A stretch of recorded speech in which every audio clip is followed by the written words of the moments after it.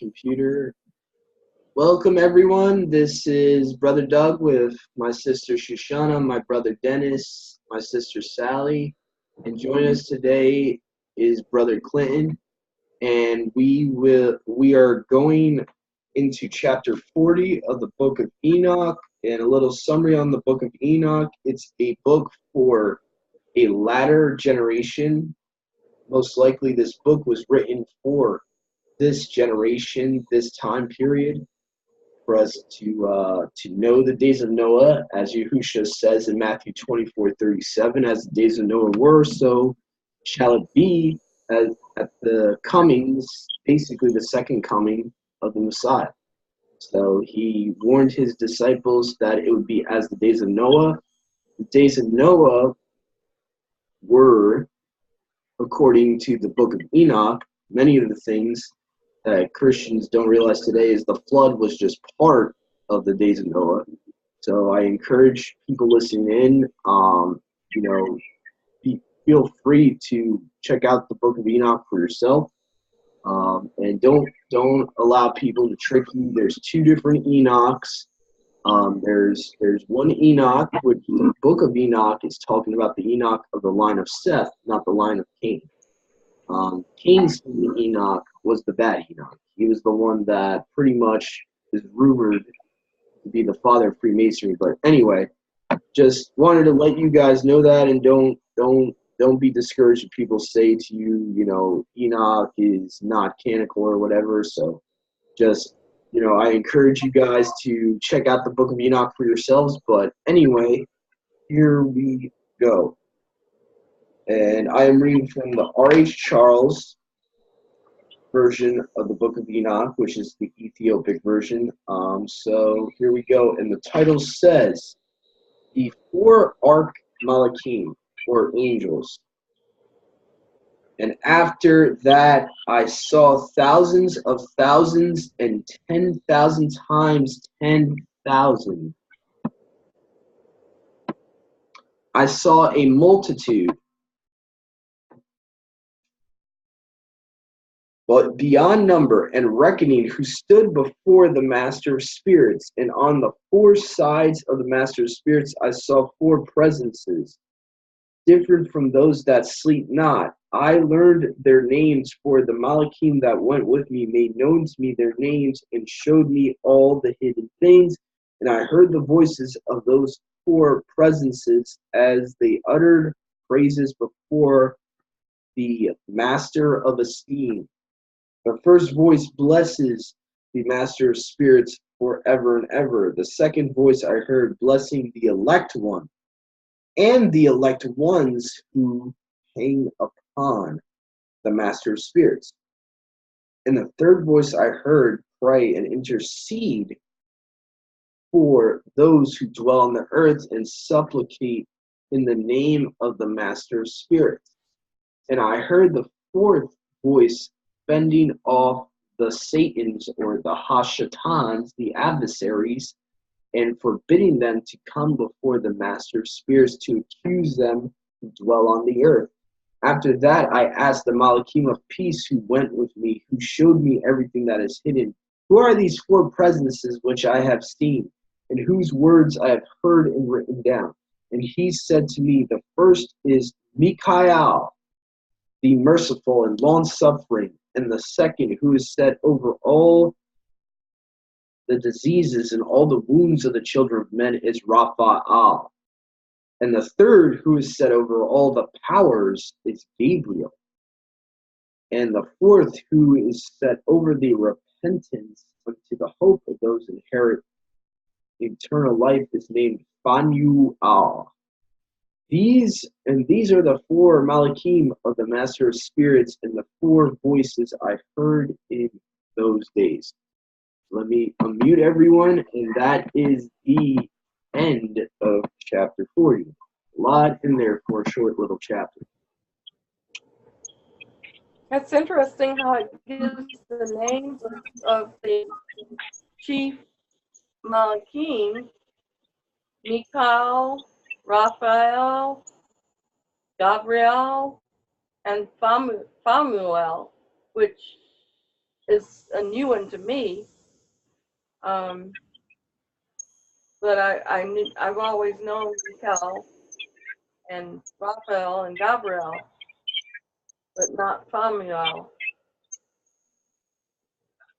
Yeah, it's Over those who repent unto hope of eternal life. So he's over us. yeah, the two main ones that are mentioned in scripture are Michael and Gabriel. And Michael is he is the one that's set over us. Actually, he's the one that protects us. Yes. If you go in the book of Daniel, it actually says he is the great principality or prince that is set over us. He stands up for Yahweh's people. According to what I believe, he's the restrainer. He's the one that's going to be taken out of the way, and according to Daniel, he's the one that stands up and gets out of the way as the anti-Messiah spirit will be running rampant in the apostasy. And I believe he's the one that's been holding that spirit of anti-Messiah back. And eventually he's going to be, Yahuwah is going to tell him to stand up and get out of the way. Perhaps it is once the righteous are sealed is when he gets out of the way. That makes a lot of sense, actually. Like after Revelation 7, that actually makes a lot of sense. That Yahuwah would be like, okay, my saints, my set apart ones are sealed. You can get out of the way. Allow the anti-Messiah to do what he's got to do for prophecy to be fulfilled. And that's what people don't understand, because people say all the time, oh, how is Yahuwah a loving, mighty one, a loving Elohim when he's allowing, all this to happen, when actually the four horsemen are at his command. And, people try to twist it and say, that's not loving, but they don't understand that he has to have this happen to root out the wicked. He has to allow this stuff to happen so that the tares are separated from the wheat, because as you read Matthew 13, Yahusha actually says, let them grow among the wheat. Let the wheat grow among the tares. That means they're part of the tares. So the only way to uproot the tares is this prophecy has to come through and be fulfilled, and the tares have to be uprooted first. So there has to be some type of, Armageddon happening to uproot the wicked. There has to be some way for them to separate us from the tares, since we've been growing among the tares.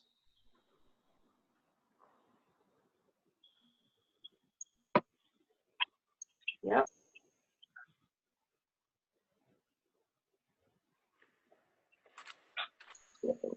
Also, there was a lot of other stuff that I saw here that caught my attention. I noticed that whenever it's talking about Yahusha and it says the elect one, it's in capitals in my translation. Where it says the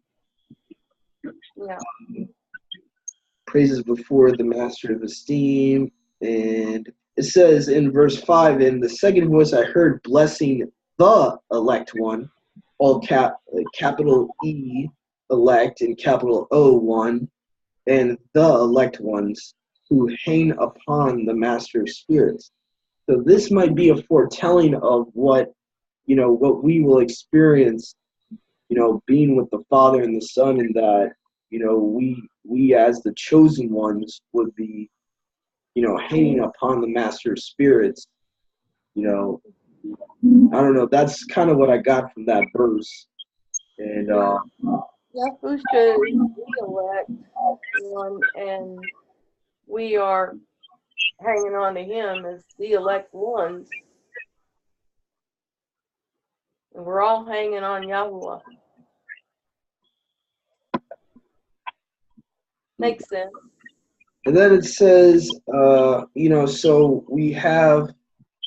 again, it talks about interceding and that these Malachim are interceding for us. Or one of the Malachim is interceding. It says, in the third voice I heard, pray and intercede for those who dwell on the earth and supplicate in the name of the Master of Spirits. So the third voice is actually in the third Malachim, which would be, I believe it's, let's see, we have Michael, Raphael is, Gabriel actually. Gabriel would be the one interceding. Because you have the first is Michael, then you have the second one is Raphael, and then it says the third one in verse 9 says, and the third who is set over all the powers is Gabriel. So verse 6, if you put verse 6 with verse 9, then technically Gabriel is the one interceding, and which is pretty interesting. And it's interesting we don't get this concept in the Tanakh and the Brit Hadashah, because technically this kind of contradicts, or maybe it's just a different time period, and Yahuwah, chose to have Yahusha be our only intercessor when he came to earth, because you don't really see that in the Brit Hadashah. The Brit Hadashah says there's only one intercessor between man and Yahuwah, and that's Yahushua Messiah.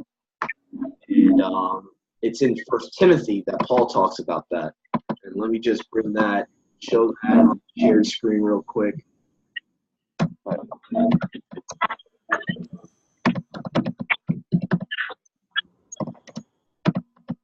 And it says Raphael is over the diseases and all of our wounds. Yeah, so this is First Timothy chapter 2, verse 5, and this is the one verse I was referring to, and obviously I'll be putting in the true correct names when I'm reading from here.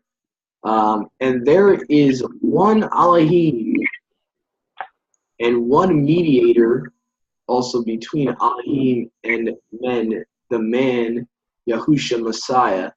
So now is mediator, mediator is the same thing as intercessor, right? I would think. Or maybe it's different. Maybe it's a different word. I would have to look that up in the Greek. That actually is the same thing. And does all of them say mediator? Yeah. Now the Net Bible says intermediary, so that's interesting. But most of them say mediator. I know there's somewhere where it does say that Yahusha is our intercessor. He's our great high priest who intercedes for us. Yeah. So yeah, that's always controversial, and I never knew what to do with, reconciling Enoch with the New Testament. And the only thing I came up with of my theory is that back then, time of the days of Noah and the days of Enoch, that Yahushua didn't manifest himself yet as a human, so he didn't offer himself to be a human yet. And so possibly the Malachim or a certain Malachim was used as an intercessor until Yahuwah was ready to reveal his plan of salvation of mankind and as our intercessor. That's the only thing that could really coincide to really, were not to contradict one another. Mm-hmm. Is that Yahushua was ultimately to be our one and only intercessor, but back then Yahuwah used the host of heaven to be his intercessors for us. Does anybody see anything jump out at them? Get on. Yeah, don't be shy, guys. If anything caught you that you caught that we might have missed, let us know.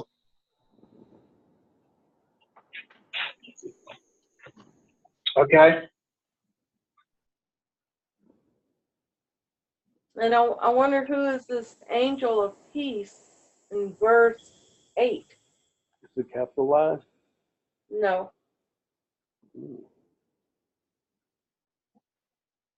He The says, Malachim of Peace in verse 8 now. Let's see. Yeah, who's not mentioned here? Okay, so we have Michael, we have Raphael, we have Gabriel. Who is not mentioned here? Yeah, that I'm trying to think because yeah, that is interesting. Like who could that be? Well, from scripture we don't really give in many names of the Malachim, and that's the problem. We only know Raphael, Michael, and Gabriel, and Emmanuel. Now, yeah, so I don't know who that could be. could it be the Prince That's why I asked if it was capitalized. our Prince of Peace, Yahusha?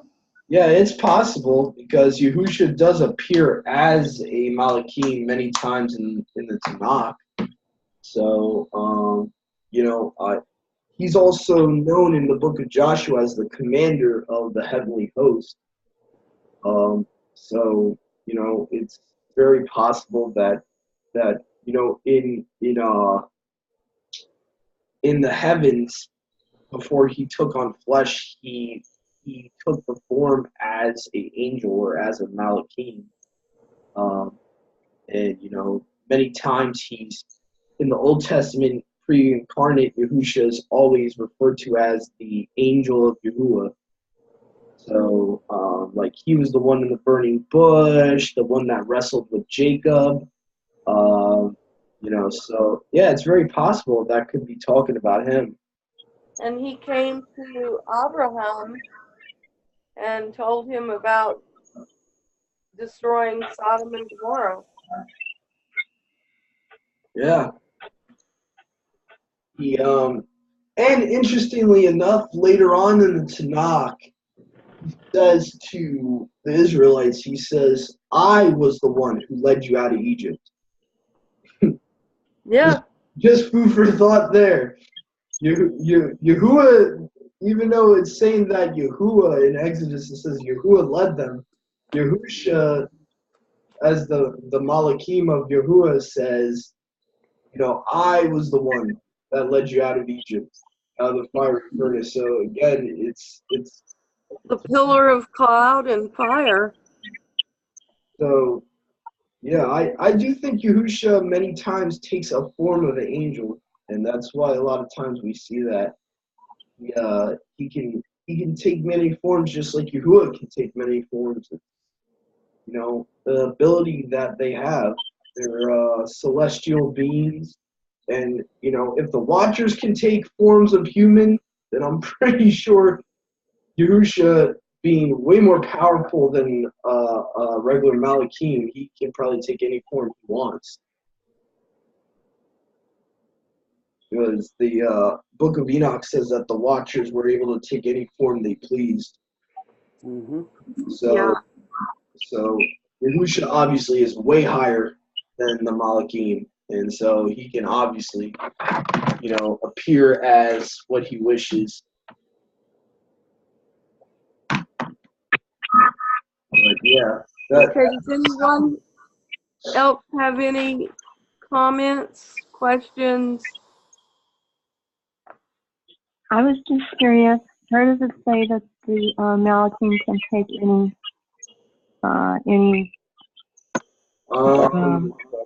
couple of chapters ago, I forget if it might have been in the 20s. I'm thinking.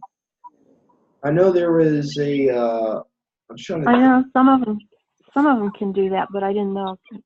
They can't all do that, can they, or can they? The Book of Enoch said that the Watchers were able to do that. Yeah. That the Watchers could take any form they pleased. And that would make sense because they went to Earth, and Yahusha even says the Malachim are not created to procreate, meaning that they can't Right. procreate. So it And would it does. just common sense wise, if they come to Earth and they're trying to mate with women, but in their original form they can't have children, then it would make sense that Enoch says that they could take other forms and possibly a form of a real human being. So most likely the women didn't even know they were angels. No, they probably didn't. I don't know. Also, there's a verse that says Mm-hmm. you may entertain Messages the without knowing it. Malachim. Unawares. Be careful. I forget how it goes, but it says that we may be able to entertain Malachim and not know it. Yeah. Yes, it does. I remember that scripture now. Uh-huh. So they definitely can take the form of a human being, Yeah, and probably the forms of animals too. they can even transform into other forms, like Satan can transform back into an angel of light, according to Corinthians. He can appear as Lucifer again. He can appear as his original form. And The Transformers. yeah, I wonder where they get Transformers from. More than meets the eye. And of course, it's more than meets the eye and not eyes. It's always one eye with them, and the whole spirituality behind that shows probably that these fallen angels can, it's more than just what you see on the outside, and of course that's the literal meaning, but the hidden spiritual meaning is that they're not what they seem, and that they can transform into angels of light. Satan does that a lot. I think Satan did that to create false religions. Almost every false religion started with a angel coming to someone. And Paul even says, he's like, if us or even an angel preaches another gospel, why is he saying that? Because obviously that was going to happen. Yes. And so, yeah, I believe the what's it called? Shape-shifting is very real. Very real. It's a real thing that they can do.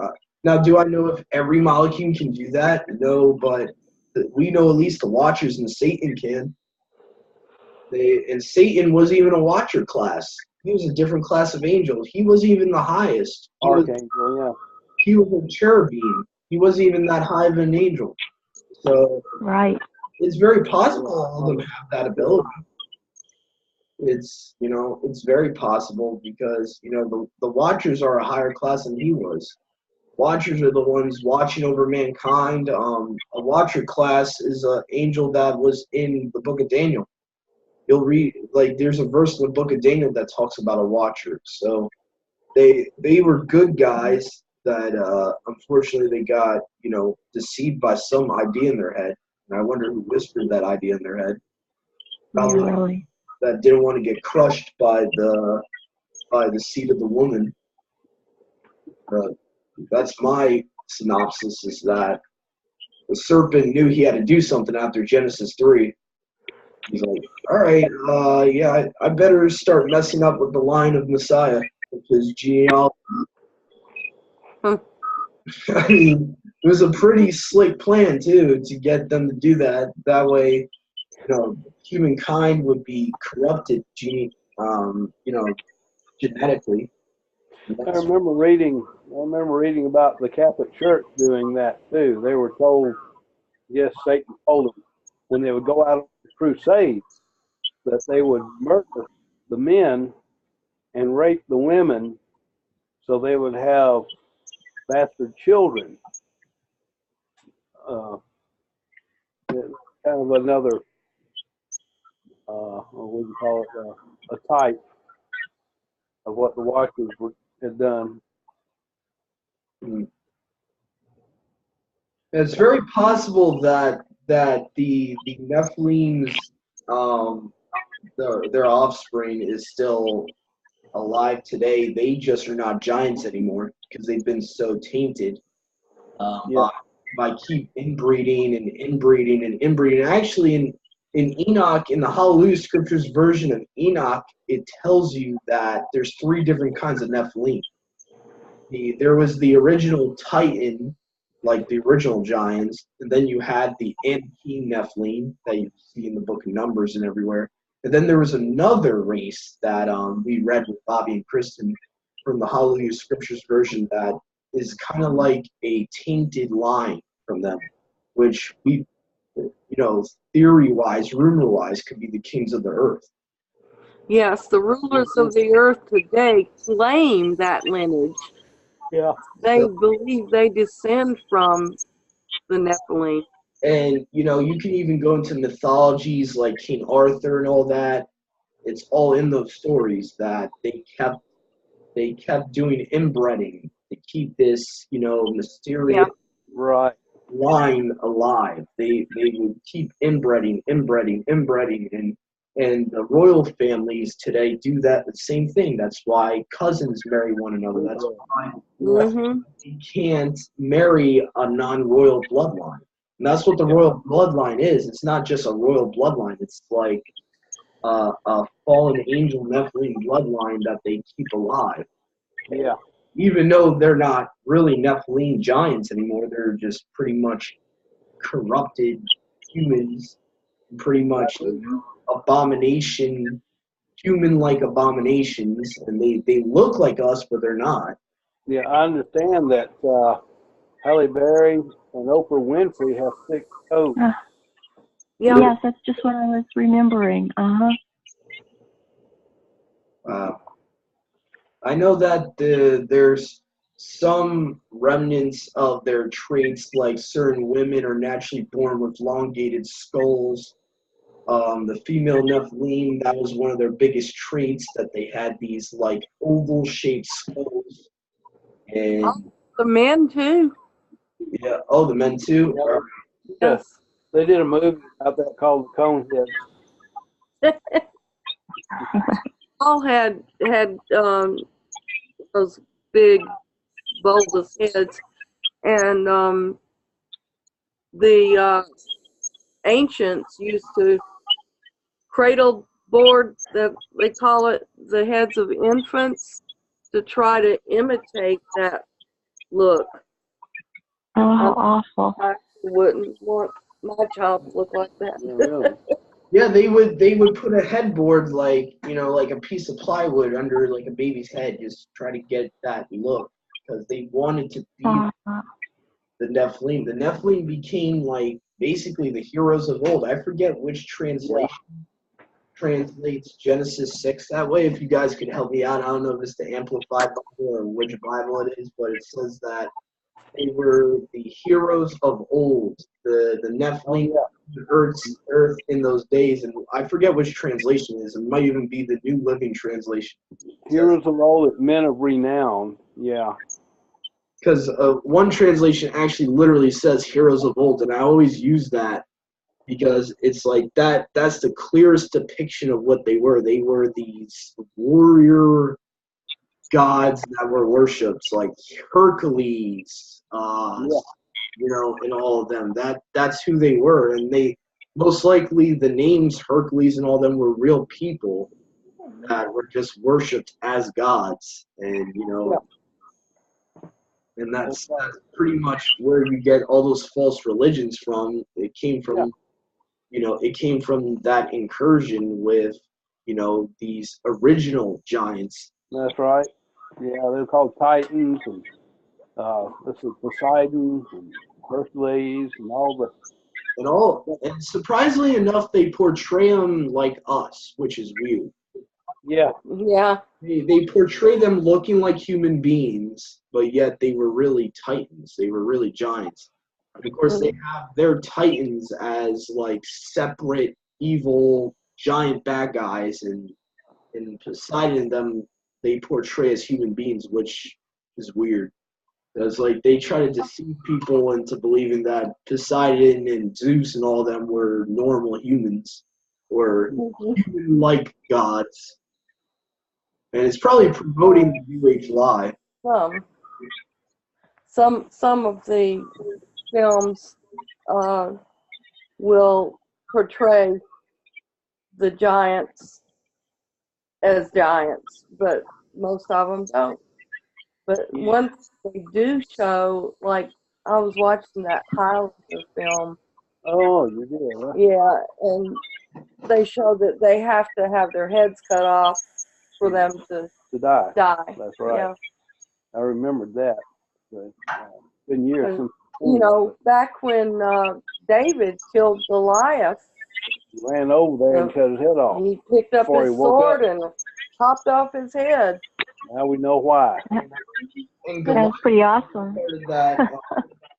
He was part of that tainted second race that's in the book of Enoch. I want to get that verse for people where it talks about the 3 different races of the Nephilim and how they're different. And the second group was called by a weird name, and basically they're known as the Anakim, the Zamzummim, and all these giants that weren't the original giants. They came from the Nephilim, but they were somewhere along the line, they started becoming tainted with intermarrying with humans, and they started getting smaller. And you can find evidence of that in the story of King David and Goliath, because Goliath was only 6 feet tall. He was literally maybe 2 inches taller than me. So he was a tiny one. Who was that? Goliath. He was only like 6'1". He not even that tall giant. The Anakim were actually taller than him. The Anakim were as tall as the cedars, according to Amos. So, you know, along the way, they started really getting their own lineage started getting, you know, totally tainted, and that's where my theory is that the kings of the earth are from that line. And that they claim to be. And now, you know, that's probably why they have one mind to give their power to the beast, the kings of the earth. There's another line of Nephilim called Bigfoot, and they have interbred with each other and with humans, but they're still giants because they've mostly interbred with each other. Yeah, and there's also a genetic code which unfortunately the fallen have told mankind how to create giants is when you mix, each man and woman have a certain amount of chromosomes, you know, the X and the Y. Yeah. Supposedly, if you mess with that, you can get a giant. You can actually, it's like an on and off switch. A brother of ours, Rob Skiba, went into deep research about it. And all you have to do is switch that chromosome on and off. You can create a giant. Like, you can make someone a giant. And his synopsis of how Nimrod began to be a giant, the Septuagint versions, he began to be a giant, a Gibberine. And so he possibly, all he had to do back then with the Watcher technology and knowing stuff like that, Nimrod could have just, you know, messed with his own DNA and just made himself a giant. Yeah. To start flipping his own switches. Yeah, and that's how you get giants after the flood. According to Anthony Pat, I believe he said that they have been raining through the chemtrails. They've been raining these nanites or nanobots down on us to crawl into our bodies through the skin and create that triple helix. But it's not turned on until a person takes the mark of the beast. So that's what he said. What can I say? You want to say? Interesting. Go to Walmart now and put in your order. I don't want my order. I'm good. I want Me too. Mm. But anyway, we just went on another tangent. Sorry, audience. But anyway, so now we're starting chapter 41, and whoever would like to read, just let me know. And Dennis, you want to read that? any takers? Well, let me see here. Starting here. Okay, chapter 41. I can do that. All right.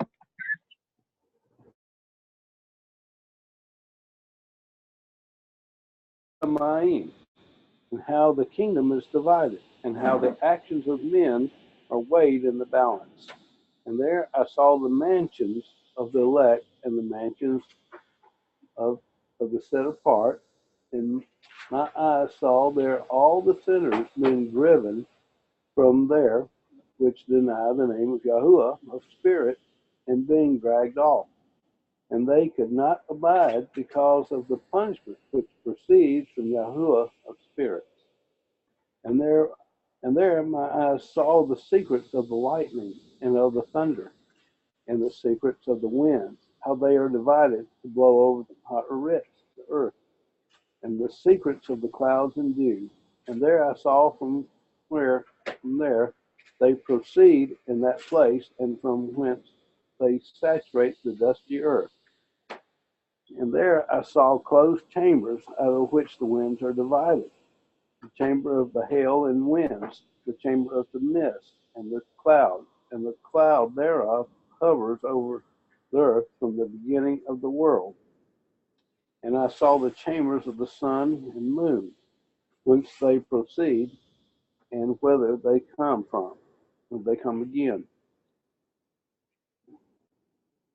And their wonderful return, and how one is superior to the other, and their stately orbit, and how they do not leave their orbit, and they add nothing to their orbit, and they take nothing from it, and they keep faith with each other in accordance with the oath of which they are bound together.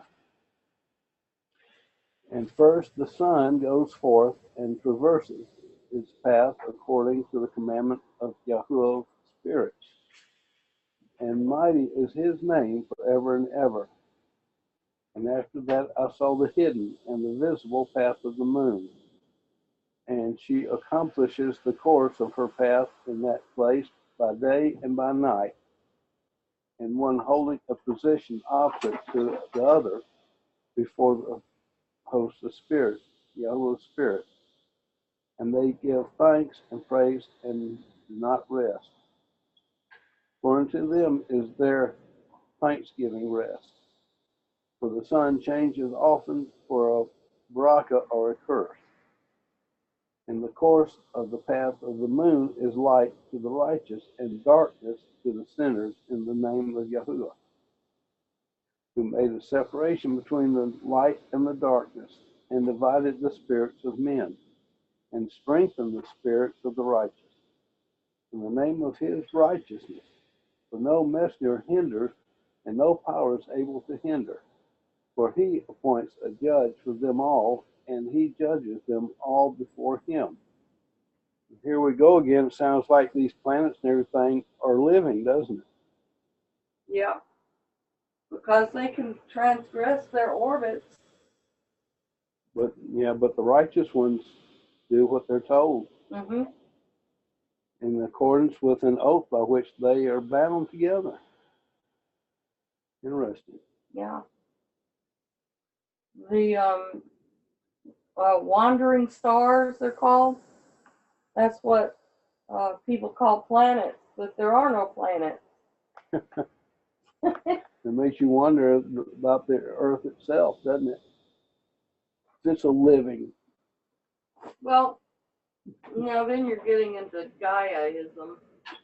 Well, those are people that worship the planet, not the creation. Now the earth is just, it's exactly what Genesis says it is. Yeah.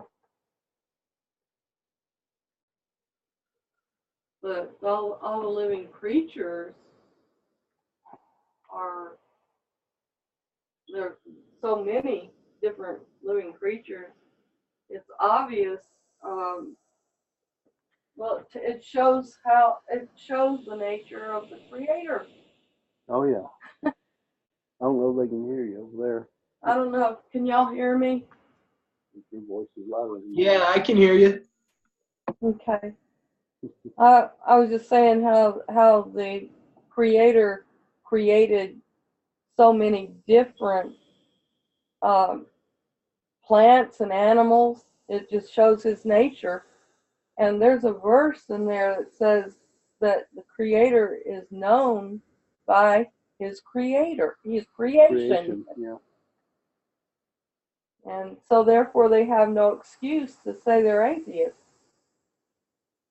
Yeah. I know. That's always amazed me. You look, I mean, you see the living, breathing plants and animals and everything, and somehow the atheists just ignore that. They ignore themselves. That baffles me.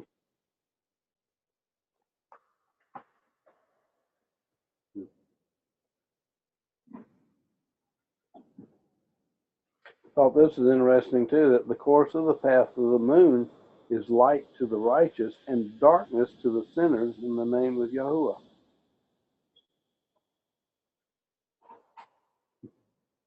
That's interesting. Yeah. So righteous look at the moon. Of course, we know what the moon is for the Moedim month. And what do the wickedness see? I guess they just see, well, they see darkness. That's right. They go by the dark side of the moon. The conjunction. Well, there you go. Oh boy, there you go. But, I mean, there are people who are deceived with that. Well, there's wicked ones I mean, that the promote world, that too. The whole world does go by that dark moon. I don't know why. Well, this just answered it. Yeah, I guess it did.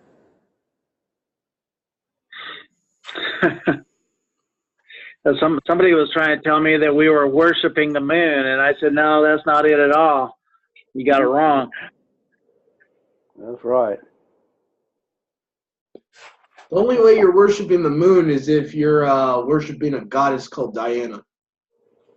The only way you're worshiping the moon. You're worshiping the Queen of Heaven, Mary in Catholicism, Isis in Egyptian lore. Then you're worshiping the moon. Yahuwah is not a moon goddess. No. No, hardly. No.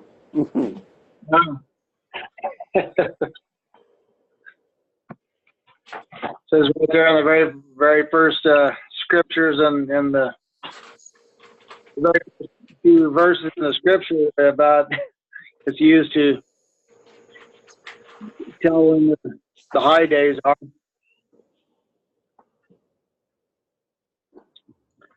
Seems pretty black and white to me.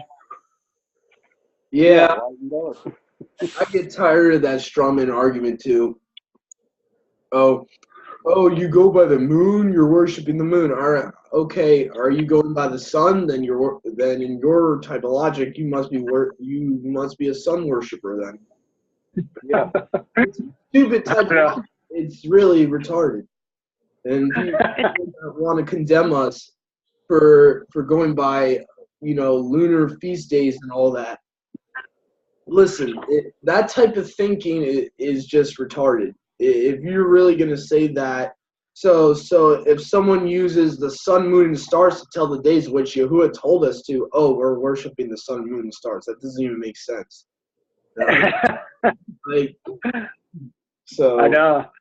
that's like, and really in Jeremiah 10 exposes that type of thinking, because Jeremiah 10 says don't be in awe of them. It doesn't say don't use them for signs and seasons. It says don't be in awe of the signs in the heavens and the sun, moon, and stars, for the nations are in awe of them. Yep. You know, that's the context. Yes. Yes, for sure.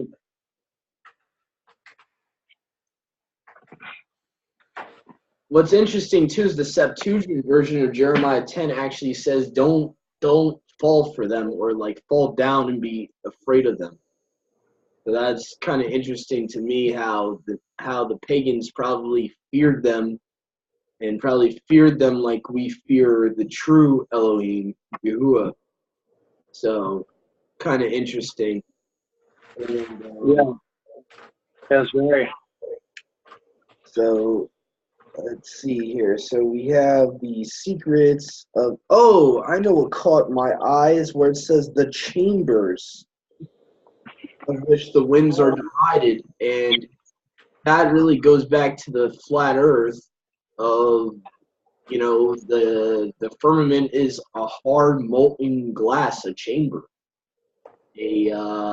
What is one of the words that's in one of the translations says a hold, a molten I'm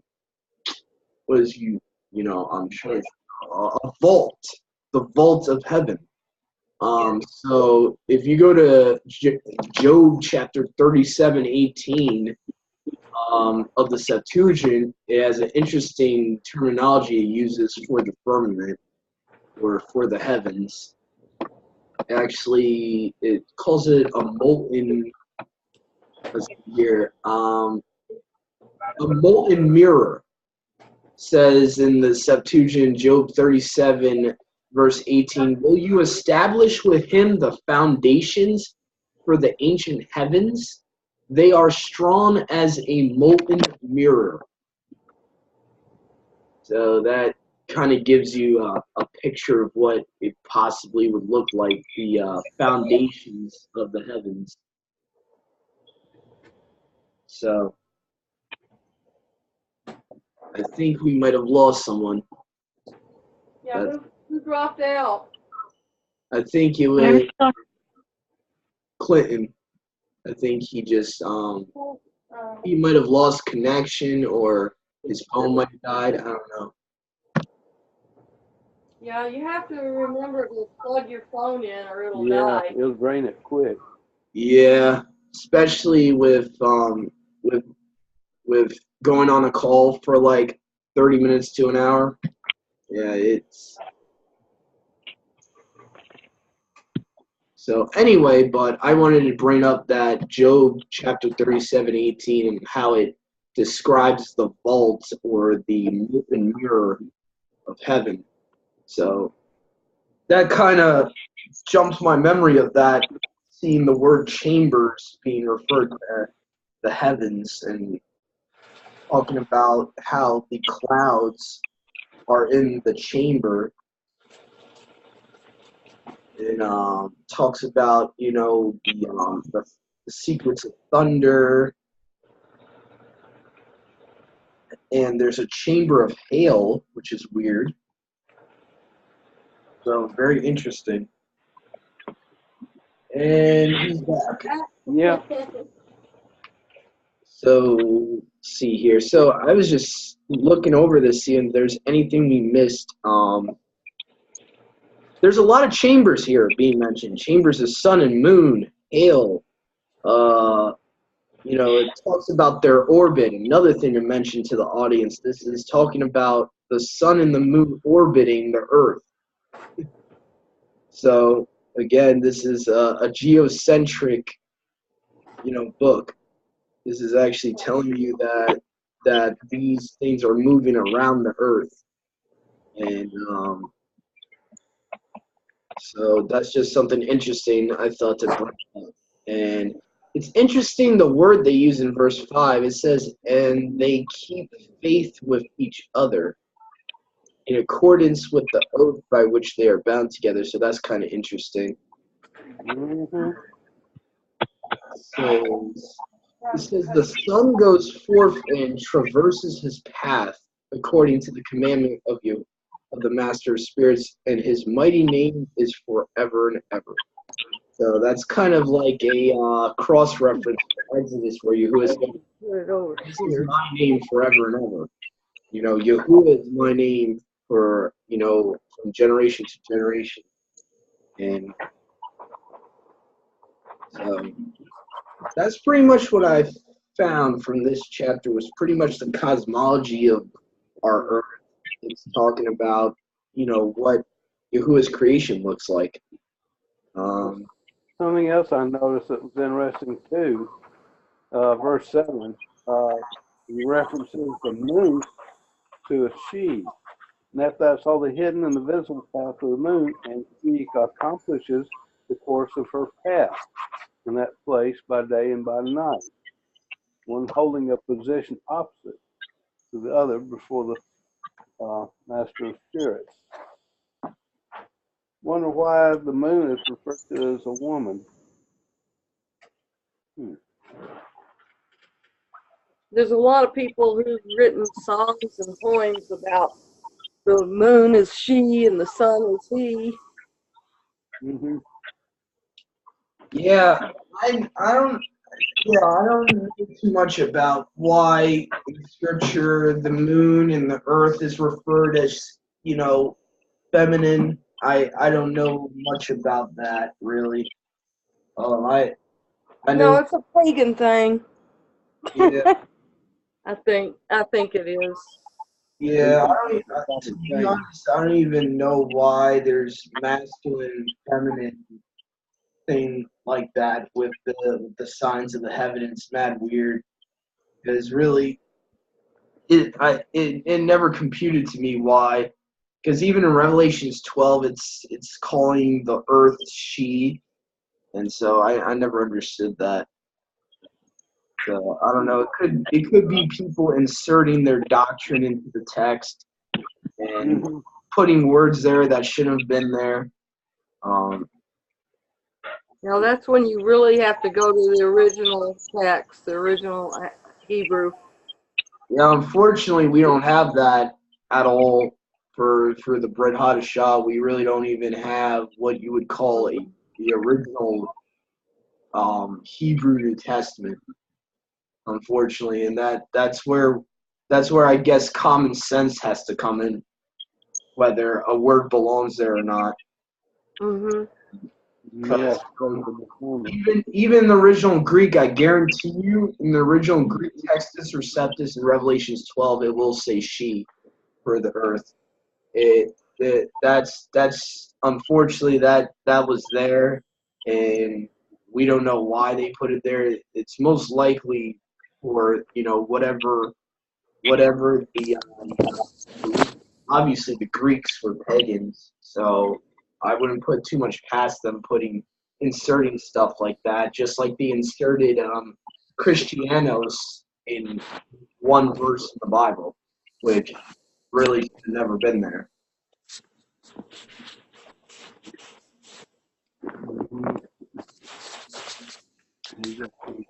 And there's only one place in the Bible where it says they were called Christians, and the actual origin of that word I found out recently is Cretan. So it was What? the origin of the word Christian actually means Cretan in the Greek. So it actually means you're being called a Cretan. Yeah. And so it wasn't a good thing. That's what people don't understand. The context of that verse is like you're pretty much being called a Cretan. So it's not like a good thing. Right. They were known as liars. Or fools. I've heard that it meant fool.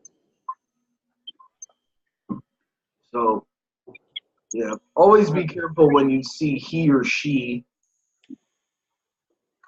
you know, for inanimate, like, well, pretty much things that are not male or female. You shouldn't be seeing he or she. That's the point we were trying to tell Mm-hmm. the audience. If you see a star being called he or she, that's a little weird. Unless it's a Malachim, unless obviously, and the Malachim are only he. I haven't seen one text yet say that a heavenly host was female. I haven't seen one text yet where it says that an angel was female. That's something created by the Catholic Church. It's not They scripture. don't have gender. Yeah. Well, the reason I would say technically they do, because almost every Malachim has a masculine name.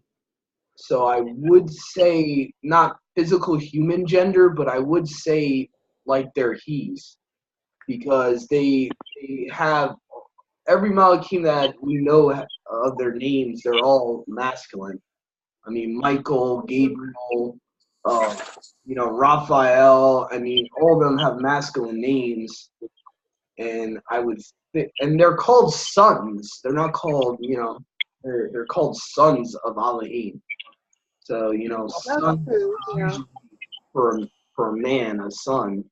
So I would think they technically do have a gender. It's just not in the way we think of genders, if that makes any sense. It's just that they're like Yahuwah is a heavenly father. He's technically, even though he's not a human man, he technically does have a gender, if you see what I'm saying. Yahuwah is a he, not a she. Right. So, I mean, technically, it's not a humanly gender. It's not the gender we're thinking of.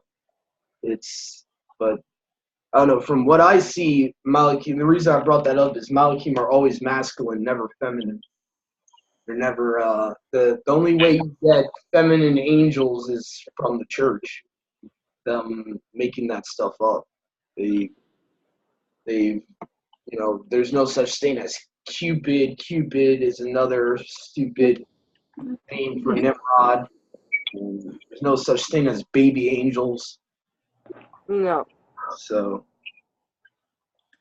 but anyway. I listen to WSB in Atlanta when I'm at work for the news and stuff. And there's a woman on there that will give some of the news. Her name is Sabrina Cupid. Sounds like a witch to me. Yeah, a witch's name. Makes you wonder.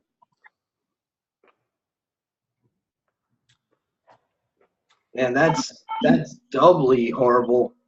You're gonna have a name for Nimrod and then have a name of a witch on top of that. Yeah. That's crazy. So other than that, there wasn't much anything I really got from chapter 40, other than, well, actually we read chapter 41, and let's see. So he does. Now verse 9 says he appoints a judge for them all, and he judges them all before him. I would think that's talking about Yahusha, because Yahusha is the one going to be judging us at the white throne judgment. Yeah. So in context, Yahuwah is appointing his son to be judge of all, according to verse 9 of this past chapter. He is. Let me say this, though, that the bride, the 144,000, will not be judged in the great white throne judgment, because we are being judged now. And once our judgment is complete, if we have passed our test, we will be changed. We will become like the angels. We'll be spirit in the resurrection. And then we will judge with Yahusha Mm-hmm. in the great white throne judgment, because that is when the rest of the dead are resurrected. Right thing about to strive with and to overcome with Yahuwah. So we have to overcome. It is our job. Been commissioned. Absolutely. Mm-hmm. If we don't overcome, we're in the lake of fire. That's right. You say we won't survive? Not in the lake of fire. I don't think so. That overcoming stuff is pretty tough. I've been working on that. Oh yeah, we're in conversion. Another thing, thinking about that, where it reads in Revelation about the smoke that rise from the from Gehenna hellfire continuously forever. Like these messengers that are thrown in there, they just keep burning. I don't know. Mark and I have been having a big discussion about that.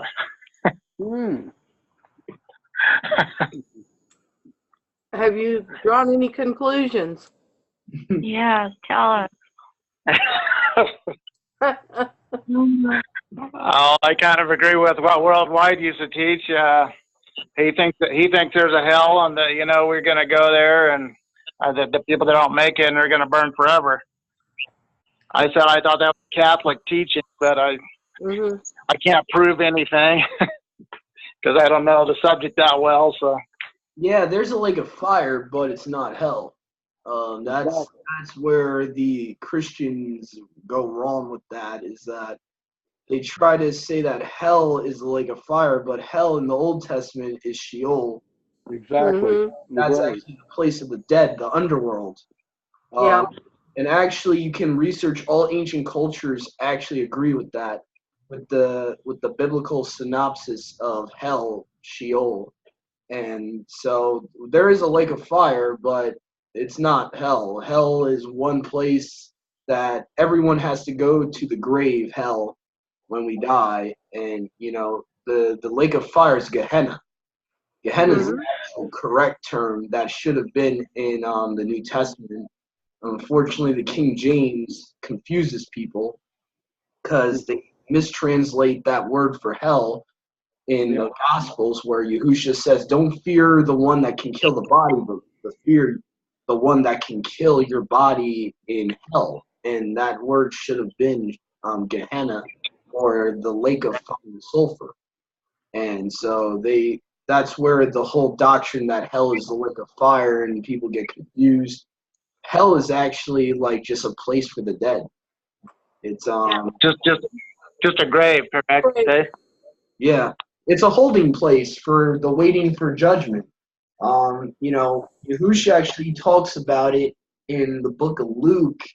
He gives a parable about Abraham's bosom, and that there's a part of Sheol that's Abraham's bosom, and there's a part that's for the wicked, and that there's a schism dividing between the two sides. And I look at Sheol, aka hell, as a waiting cell for the judgment. And it's kind of like, the good side's waiting for the resurrection, and the bad side, obviously is waiting. They don't know it yet, but they're waiting for the lake of fire. Yeah. The wicked, once the wicked get, come out of the grave, because it actually says in Revelation, there's actually proof that hell's not the lake of fire in Revelations. It says that hell, death and hell were thrown into the lake of fire in the King James. So the King James translates hell correctly in Revelations, but then good old King Jimmy gets people confused and puts hell in Matthew, where it's talking about Gehenna. So that's where people get confused, is that, unfortunately, our Bibles were not translated correctly from the Greek. And that's where it gets funky, because even the Greek translators understood what hell was. They knew that hell was Sheol, the grave, the pit, and they understood that. And they actually use Hades also for hell. And Hades is the place of the dead in Greek mythology, or known as a god of the underworld in Greek mythology. So they unfortunately the Greeks inserted that into our text too. That their god of the dead. That's why you see in Revelation 6 it says Hades followed the pale horse rider. So they inserted that, unfortunately. Okay.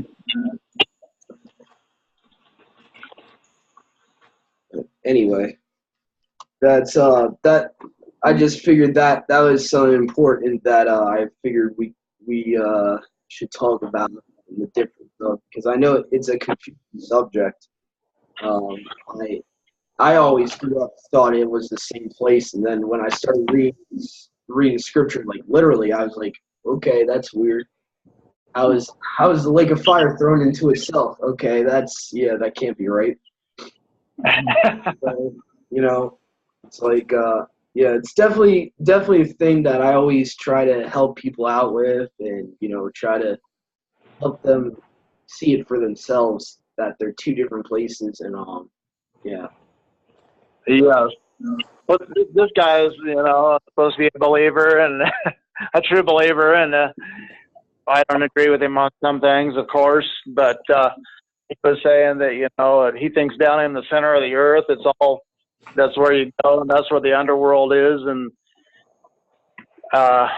burn, and I guess that's how the Catholic Church teaches it, basically. So yeah, I don't think the Catholic Church teaches that you're tortured no matter what in purgatory, Right. and that whether you're righteous or not, that's what they believe. Whether you're righteous or not, you get tortured for a time to purge your sins. But you can pay them money. Yeah. Get your relatives out of the lake of fire. Oh yeah, just pay us penance. So they say. But yeah, the whole purgatory thing was a twisting of Sheol. It was really, they took the idea of Sheol and perverted it and made it into this place where people are tortured in hellfire even before they get to the lake of fire, and that basically it doesn't matter if you believe you were a believer or not, you're in purgatory, waiting, being burned, for your sins, purging your sins away, and then you get judged, and that's what they believe. And so it's like a twisting, a perverting of Sheol. And Sheol, you're not really burning anywhere. You're just in a holding cell, a holding area, waiting for the judgment. And it's really just a place of the dead, the grave. Most English translations translate Sheol as the grave nowadays. They make it simple. Like they'll just translate it as the place of the dead, the grave. My New Living Translation Study Bible actually says the grave for Sheol. And they'll give you like little translator notes, which is really helpful. Mhm. So anyway. Okay. The living know they will die, but the dead know nothing. That's it. Oh, they're asleep the whole time. They don't know anything. They're waiting to be, awake again in the resurrection. Mhm. We're really waiting for that. That's it.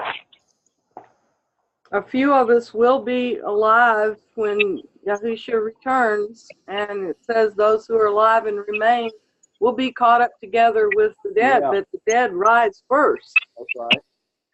Mm-hmm. Right. Yeah. Yeah. I pray we're in that category. I'm afraid we are too, but you never know. Never know. Mm-hmm. Whether you're dead or alive, if you have overcome the help of the Ruach and had all your sins forgiven through what Yahusha did on the stake, then you will rise in that first resurrection. Yes.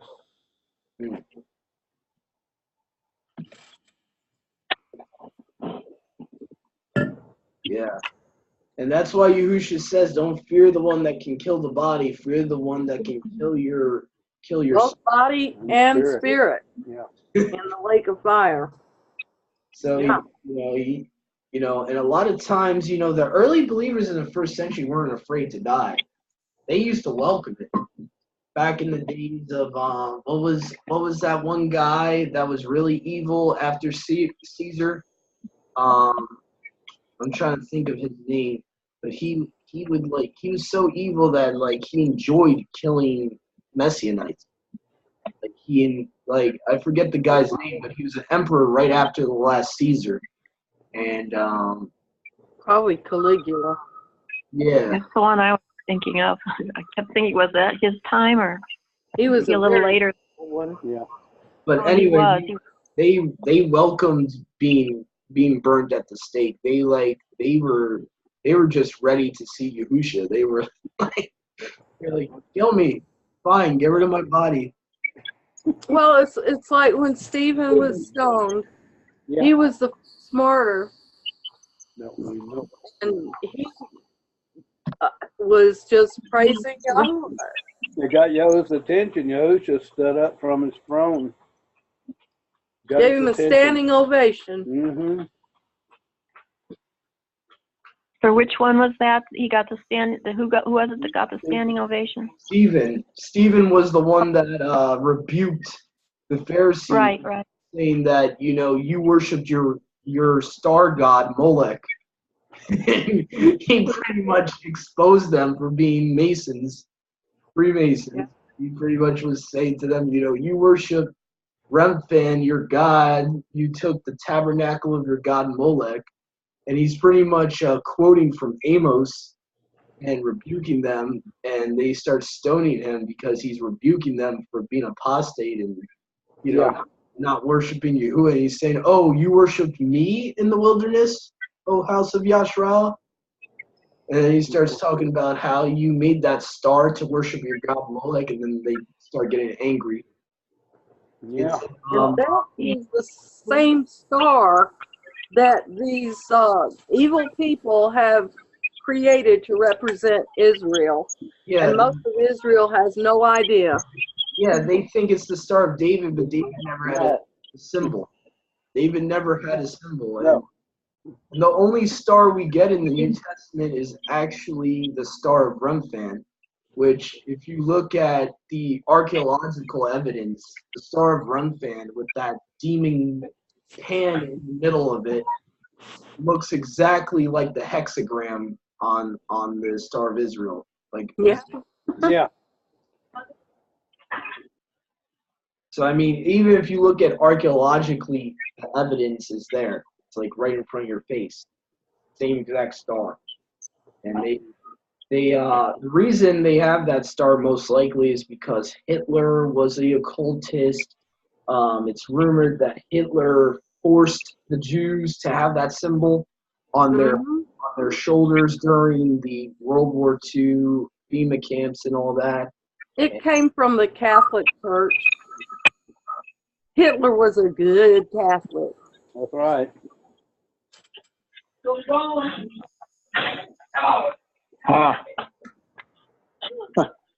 it sure helped him a lot. Yeah, he was a occultist, though. Really, he was trying to create the Aryan race, trying to create a race of hybrids, supermen. He was doing some wicked stuff.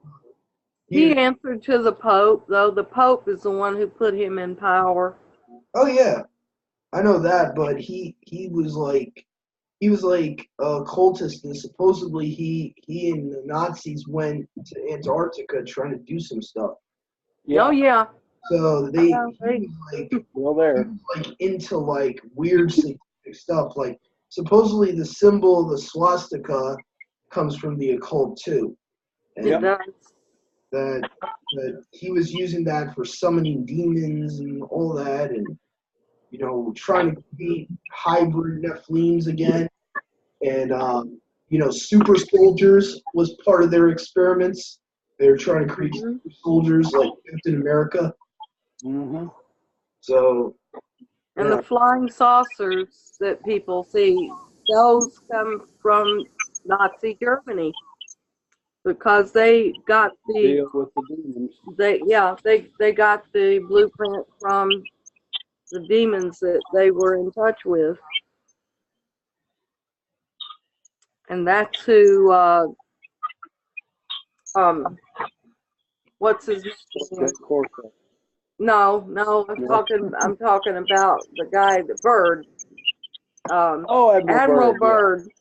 He encountered them when he went down to Antarctica to I guess he was going down there to fight the Nazis, and they came out in these flying ships and destroyed his fleet, and he came limping back home barely.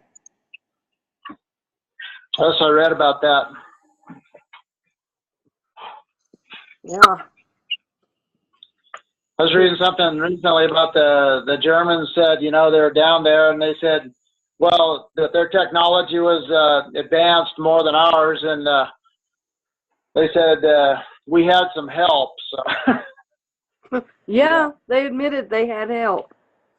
Who was it that worked for NASA? That he was big at NASA, and he's the one that said we had help from fallen angels.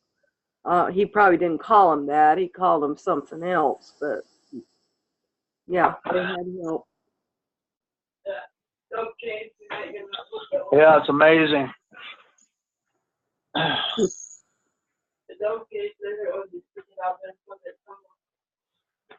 What's that? Somebody said something. Yeah, we couldn't hear it.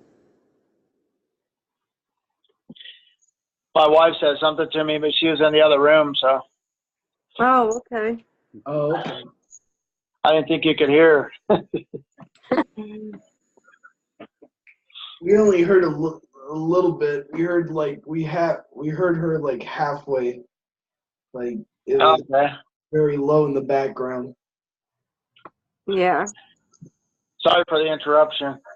Oh no, it's not a big deal. No, we just wanted to make sure that if somebody had something to say, that everybody heard it. Yeah.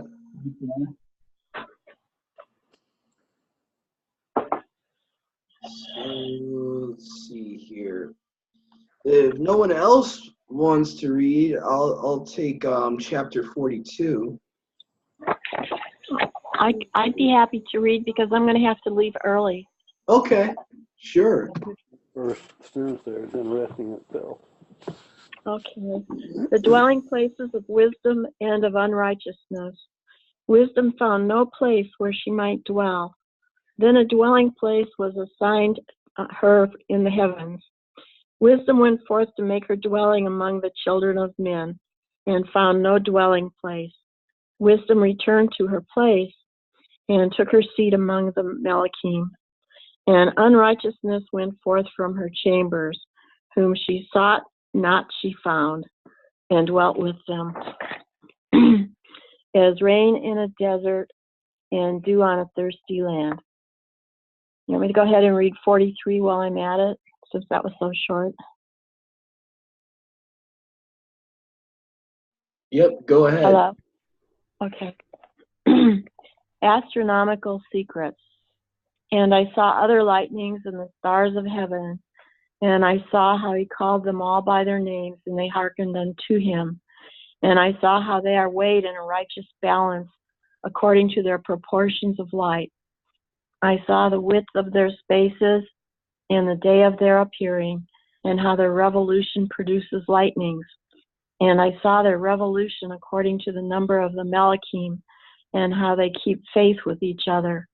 And I asked the Malachim who went with me, who showed me what was hidden, "What are these?" And he said to me, "The Master of Spirits hath shown thee their parabolic meaning." And then in parentheses in my book it says literally their parable, unquote. "These are the names of the Kadosh who dwell on the earth and believe in the name of the Master of Spirits, or Yahuwah, would probably be a better rendering of spirits, forever and ever." Chapter 44. Also another phenomenon I saw in regard to the lightnings, how some of the stars arise and become lightnings and cannot part with their new form. All right. Wow. So we had like 3 very short chapters. So let's see. We have 42 where it's talking about wisdom, and wisdom is, another metaphor used a lot in the canon also. Yahuwah sometimes refers to himself as wisdom.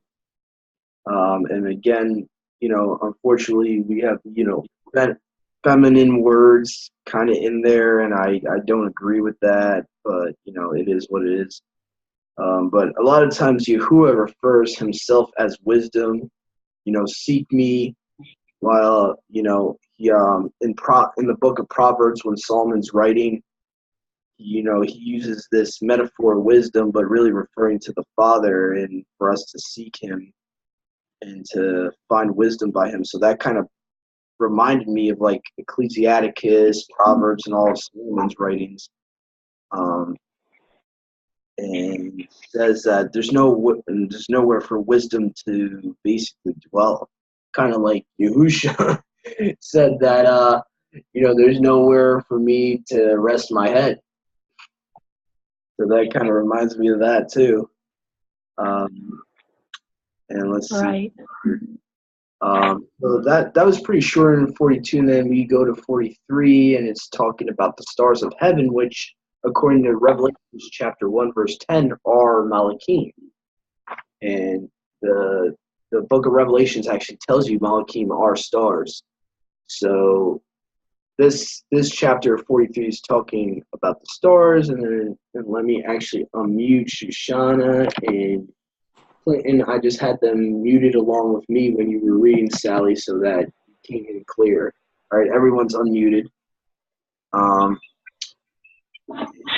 So pretty much, this is another cross-reference to the canon in verse 1 of 43, where it says he calls them all by their name. Get in Job and other places that he named the stars. So, this is kind of like the same thing here. And then he talks about righteous weights and balances. You can get that in the Torah. And let's see here. And he talks about the revolutions according to the number of the Malachim. They keep their faith with one another. And then it talks about a parable being read.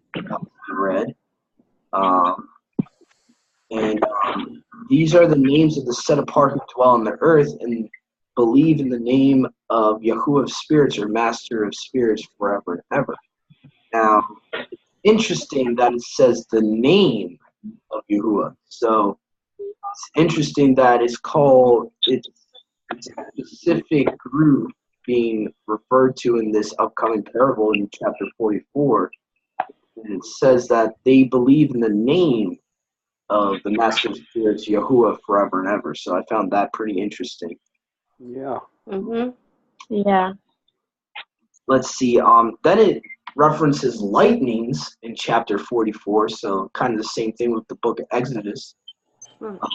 How some of the stars arise and become lightnings. Interesting.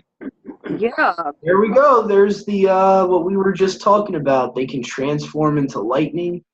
And it says they cannot part with their new form. Uh-oh. Yeah. Yeah, that's an interesting one. Huh, maybe that's what happened to Satan. I don't know. Exactly. Oh, I saw Satan fall like lightning. Exactly. Maybe interesting. he got changed into something when he fell. And so And can't change, huh? yeah, I guess he loses part of his what you would call powers, I guess in modern terms. He loses his abilities to shapeshift. So that's kind of that's interesting that they His form can't is a lot. change their form when they turn themselves into lightning. It's a phenomenon, all right. and maybe that's what happened to the Watchers too, even though they didn't physically fall from heaven, but they sinned, they became fallen angels, and most likely can't change back. So whatever form they had, they stay the same. And that's kind of interesting because in prophecy, Yahuwah says to Satan when he's given his judgment, he says, "You shall die like a man." Yeah. And there is a reference to him. Is this the man that's been deceiving who the world? wreaked havoc with the nations? Yeah. The King James actually says, "Is this the man who sent orders to the nations?" Because he's the God of this world, the deity of this physical world, and so he's it's very interesting. And the Jubilee Bible I find interesting in that verse because it actually says that, is this the man that tried to make the Gentiles his inheritance? I found that interesting. I was like, that kind of sounds somewhat true, because a lot of the times in Deuteronomy and in Exodus, there's verses where Yahuwah says that we are his inheritance, but he has given the nations to the number of the sons of Elohim. And so, it could be that, he's allowed these other nations that are not Yashrael to be under the rule of Satan and the other fallen messengers, or the fallen and let me just find that one real quick. I know there's one in Deuteronomy 32 that specifically mentions that. I think it's Deuteronomy 32 verse 10. This is like basically referencing to the Tower of Babel. It says right here, I'm going to use the Septuagint here. It says, "And when the Most High divided the nations," like the Tower of Babel, "when he separated the sons of Adam, he set the bounds of the nations according to the number of the angels of Elohim. And his people, Jacob, became the portion of Yahuwah. Yashrael was the line of his inheritance." So again, this is a dividing of the wheat and the tares, that if we are grafted in, we are part of his inheritance, but if we are unbelievers and we're part of the world, then we're under the rule of principalities. So I kind of agree with the Jubilee Bible on that one. And some of us are natural-born Israelites and called and chosen too. Yeah. I enjoyed it, you guys. I'm sorry I have to leave early. Catch you next time. Maybe I can talk to you. Thank you. Maybe we can talk later. Okay. Goodbye, Ellie. Okay. Take care. Bye-bye. Take care. Shalom. All right, so we got to chapter 45 so far.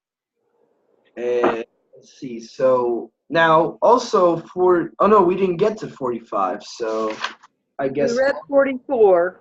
Yeah, we stopped at 44. 44 was really short, just talking about how the stars arise and become lightnings. Now that's interesting too. I want to show the audience here on my share screen real quick. That reminds me of Satan again. Why? Because in Isaiah 14:12 in the Septuagint, if you notice the difference, it doesn't call him son of the morning. It actually says, how has Hallel, or Lucifer, that rose in the morning, fallen from heaven? He that sent orders to all the nations is crushed to the earth. So in Enoch, we get in chapter 44 that stars rise up in the morning. They arise. And Isaiah 14:12 says that how has Hallel, or Lucifer, that rose in the morning, rose up in the morning? So it's kind of like the same thing. I find that interesting, and the Septuagint actually says, he who rose in the morning. Interesting.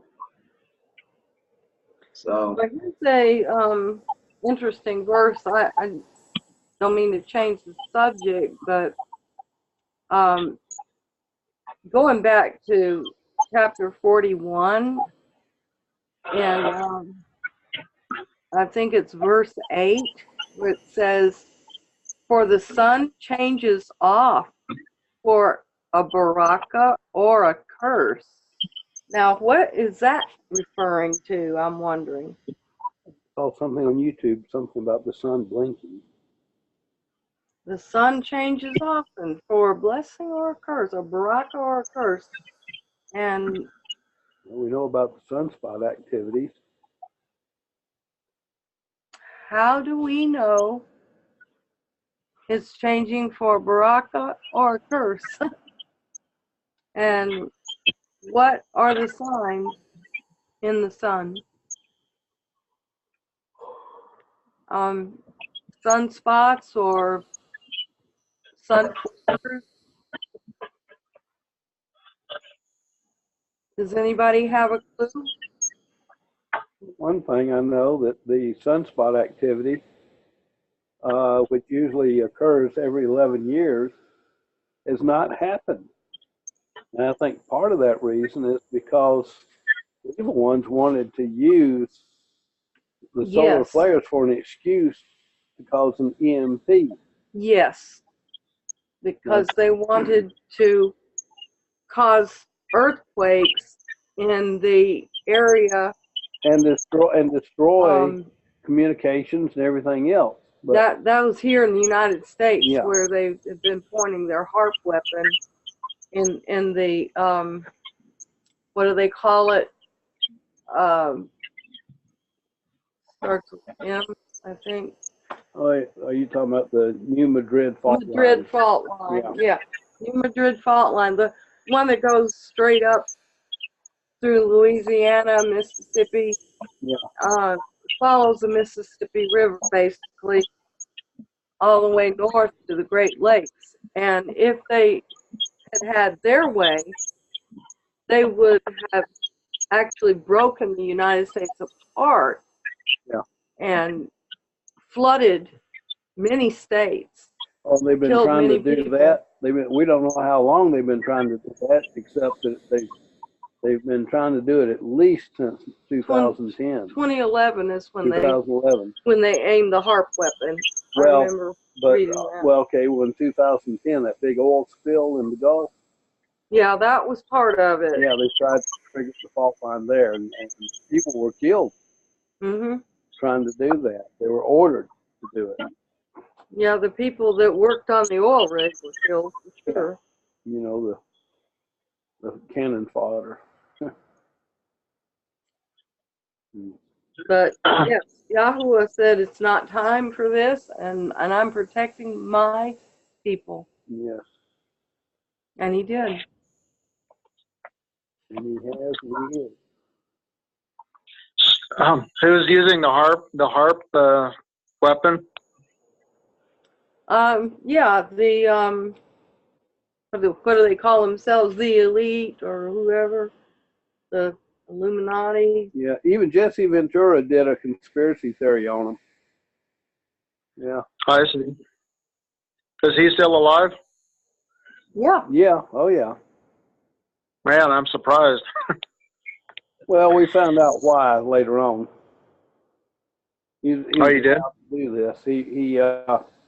I guess he was one of the people that were appointed to let the people know what they were doing. Now he's a Jesuit. Yeah, adjutant Jesuit. Yeah. Huh. That's amazing. Yeah, you got disinformation agents everywhere. Yeah. Guys like him, Alex Jones, they're allowed to tell people some of the truth, but they can't tell people the whole truth. That's why. Mm-hmm. Exactly. They'll tell people what's going on, but they won't tell people that you're still in the matrix. They won't tell people that Zionism is evil, and they most of the time they'll be supporting Zionism and Yeah. Has nothing to do with Jewish. Exactly. supporting the false state of Israel and all that. So it's always throwing people off. It's always only giving people niblets of the truth. Right. Keep them off balance. So anyway, I was thinking of doing one more chapter and then we could close out the recording for today. We read a good bit already. So I was just thinking about doing one more chapter. Okay. Yeah, it's been pretty good. Let's see if anybody has anything to comment on these chapters, because there's quite a bit that's been said here.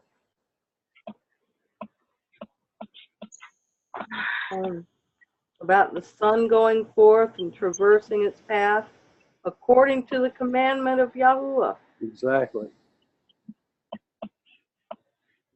That right there tells us that the sun moves. What was The that? earth doesn't move, the sun moves. That's right.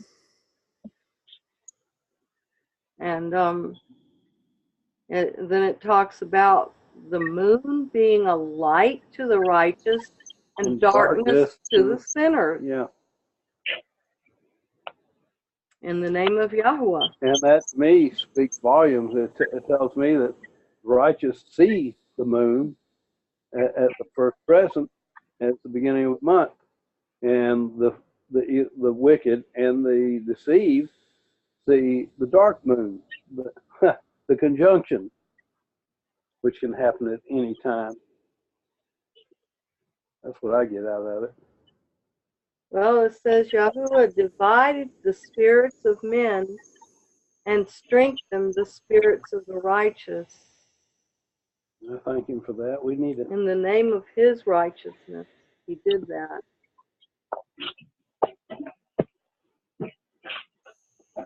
Yes, I give thanks in Yahushua's name for that. Yes, me too. And another thing that's cool is it says that the number of their revolutions is according to the number of the Malachim of Yahuwah. Yes, where is that? What is that verse? That is verse 2 of 43. Okay. It says, and I saw how they are weighed in a righteous balance. Again, the weights and balances. Also, you can find that, I believe, in the Torah and also in Revelations, where it talks about the rider of death, how he's got the balances in his hand. And let's see. Then it says, I saw the width of their spaces in the day of their appearing, and how their revolution produces lightning.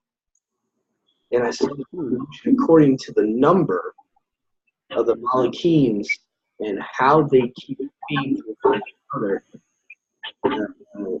I'm guessing that is that's actually talking about the Malachim themselves. Okay, so their courses, the way the Malachim are supposed to, go in the sky is according to the number of them. As it starts off in verse 1 saying that the stars of heaven and how he called them all by their names, and they hearkened unto him. So verse 2 is on the context of verse 1, saying that their revolutions is the number according to the number of Malachim. That's just interesting to me. So, and it's rumored that there's thousands and thousands of heavenly hosts. We don't even know probably the number, and that's probably why Yahuwah says, like, your seed shall be as the stars of the sky. Mm-hmm. So you can't even number the amount of Malachim Yahuwah has. So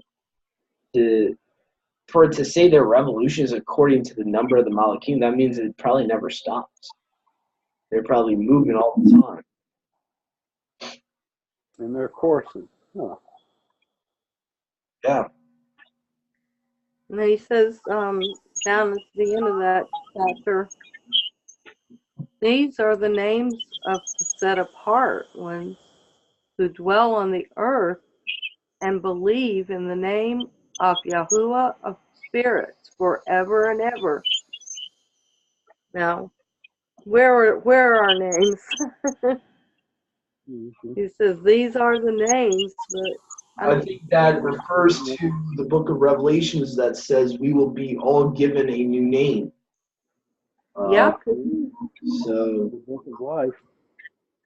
So obviously Enoch doesn't give us the names, because probably you would need a whole book to give everyone their names, their new names and our names that Yahuwah knows. So Mm-hmm. probably it wasn't happening yet either. Probably Enoch didn't know the exact names yet, because only Yahuwah and Yahusha know our new names. So, that I think that alludes to Revelation, so definitely that it's talking about the names of the set apart ones, the saints, The new song that only the 144,000 know. Yeah. Yeah, and if we are part of the 144,000, we will have Yahuwah's name on our foreheads. Yes. And also the seal of Yahuwah, which I think it has a lot to do with the Sabbath. I think it has a lot to do with the 7th-day Sabbath. Yeah. Yeah. And that's the one thing I will give Seventh-day Adventists credit for, is how much importance they put on that prophecy and on the seal of Yahuwah. I also believe, though, it's not just the Sabbath. It's probably like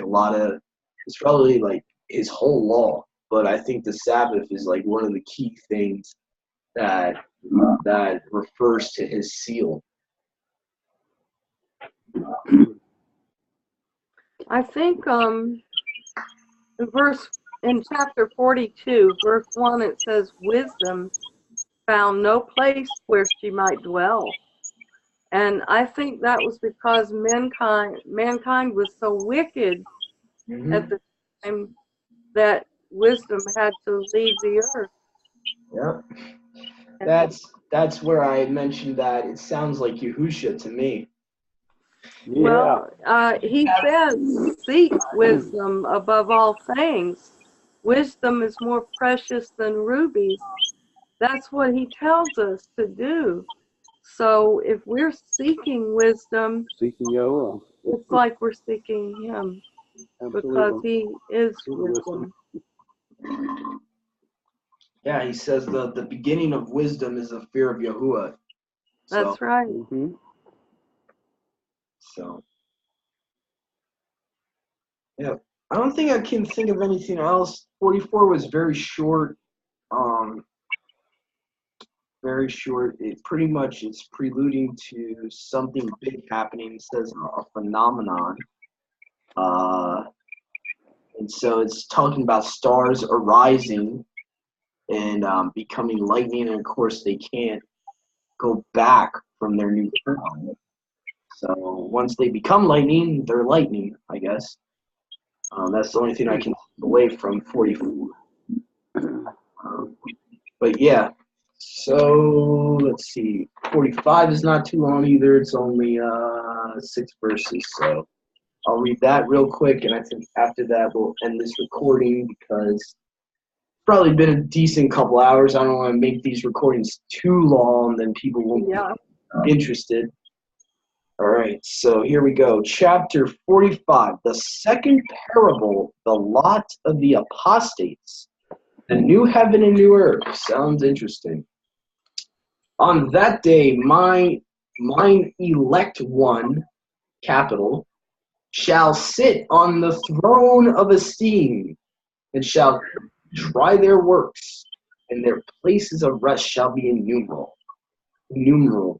and their souls shall grow strong within them.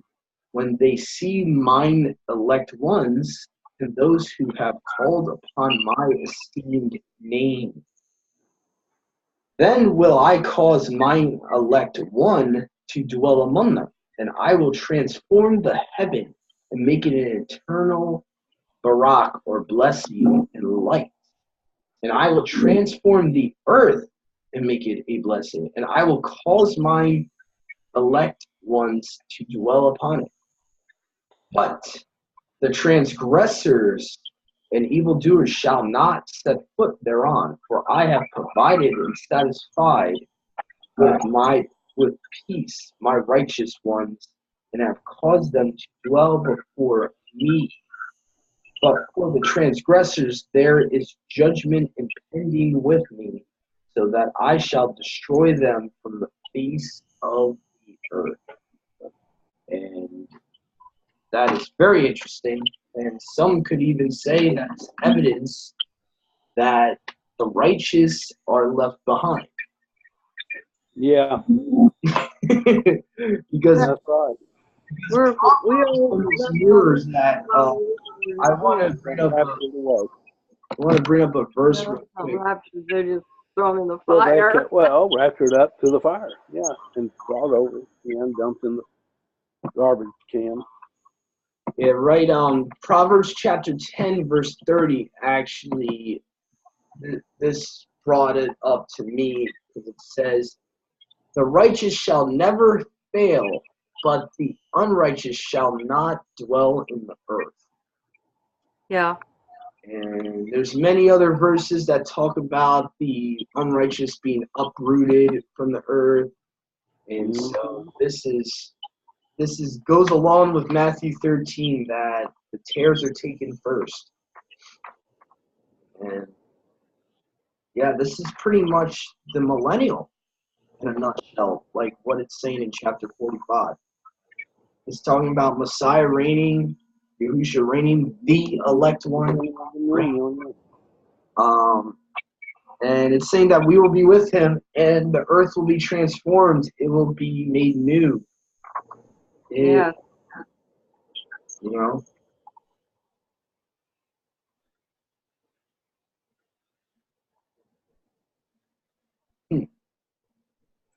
And, it talks about those sinners who have denied the name of Yahuwah, of spirits. And that shows how important his name really is.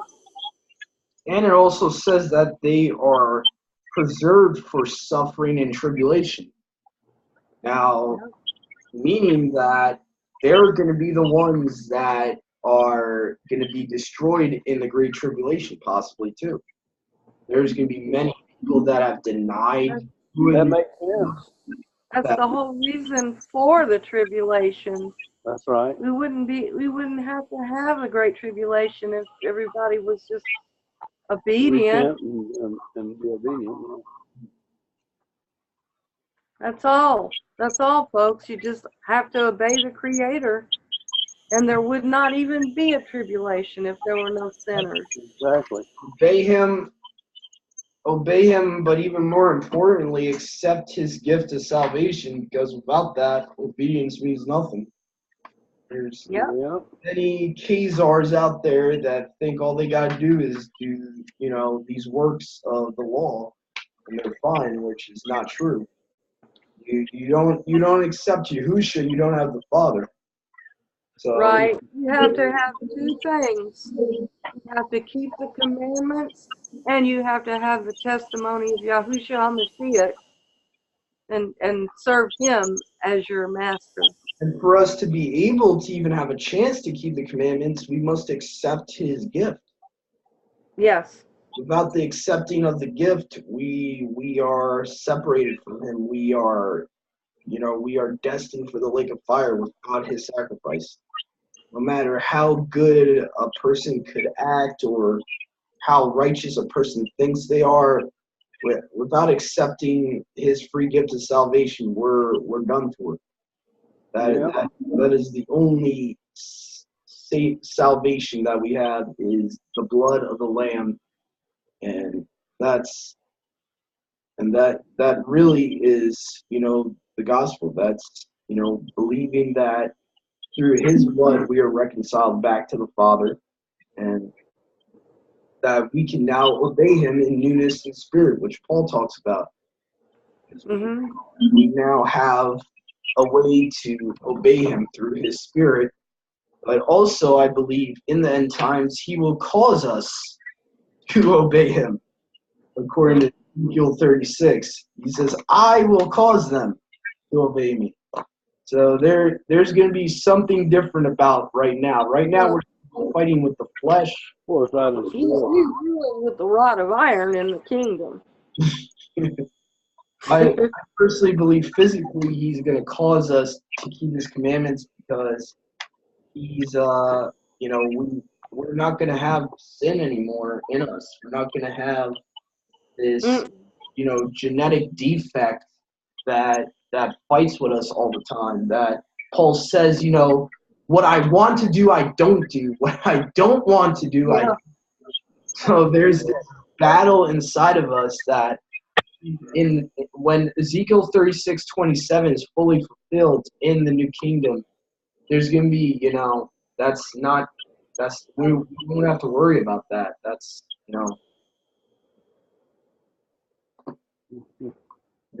the carnal, fleshy part of us will be dead in the resurrection.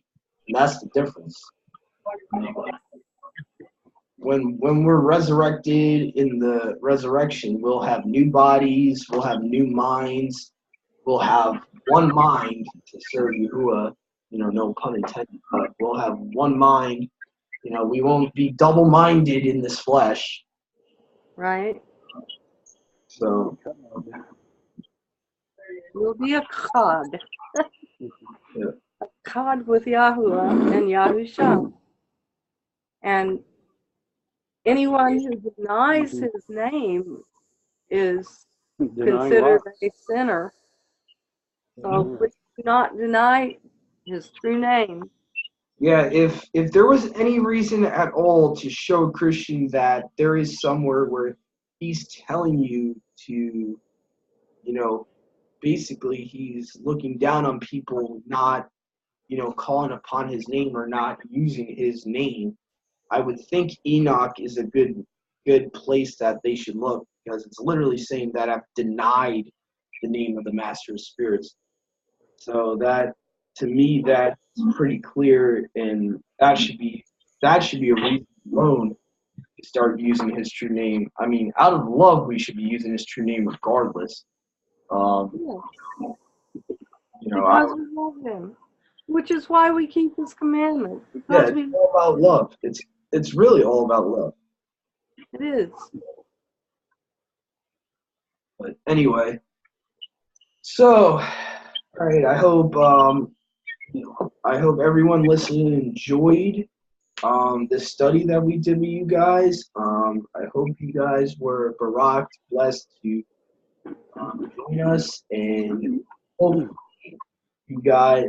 some seeds have been sown, and hopefully whoever's been listening in has been moved to if you haven't accepted Yahushua as your Savior, hopefully you have been moved to do so by Yahuwah's set apart spirit. If not, I pray that you would. And I also hope that this study blessed you guys and you got something out of it. Maybe God even, got the motivation needed to actually look into the full definition of the days of Noah and what are planning to come upon this earth in these last days. This is Brother Doug signing off with Sister Shoshana and Brother Dennis and our Brother Clinton. And hope to see you guys next time. Shalom. Shalom. Right. Shalom. And